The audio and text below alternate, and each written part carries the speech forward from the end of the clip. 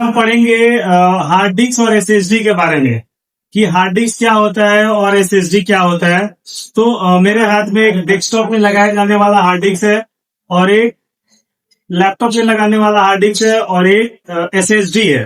ठीक है, अब इसके बारे में हम जानेंगे कि क्या होता है हार्ड डिस्क और एसएसडी।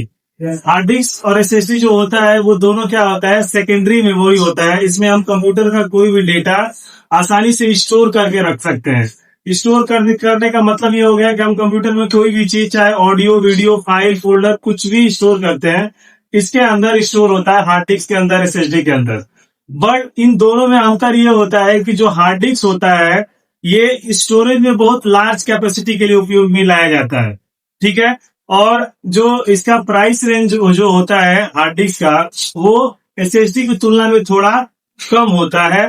और तीसरा चीज ये है कि जो हार्ड डिस्क होता है वो स्पीड में क्या होता है, स्लो होता है, क्योंकि इसके अंदर डिस्क होता है और ये जो डिस्क होता है घूमता है, तभी हमारा एसएसडी काम करता है। और तीसरा चीज ये है कि जो हार्ड डिस्क है ये बहुत ही ज्यादा बिजली कंजप्शन लेता है।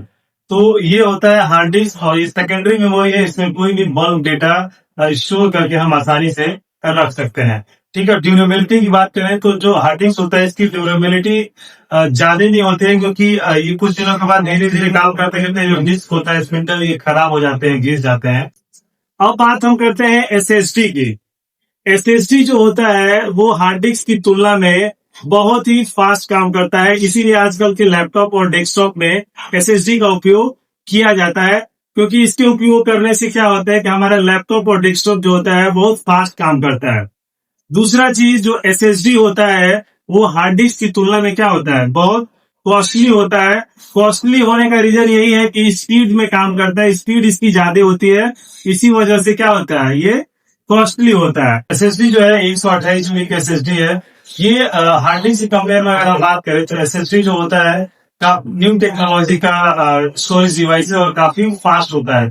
आजकल के लैपटॉप और कंप्यूटर देख रहे हैं जो भी हम यूज करते हैं उसमें एसएसडी लगा होता है, और एसएसडी जिस कंप्यूटर में लगा होता है वो बहुत जल्दी फास्ट काम करता है, स्पीड काम करता है।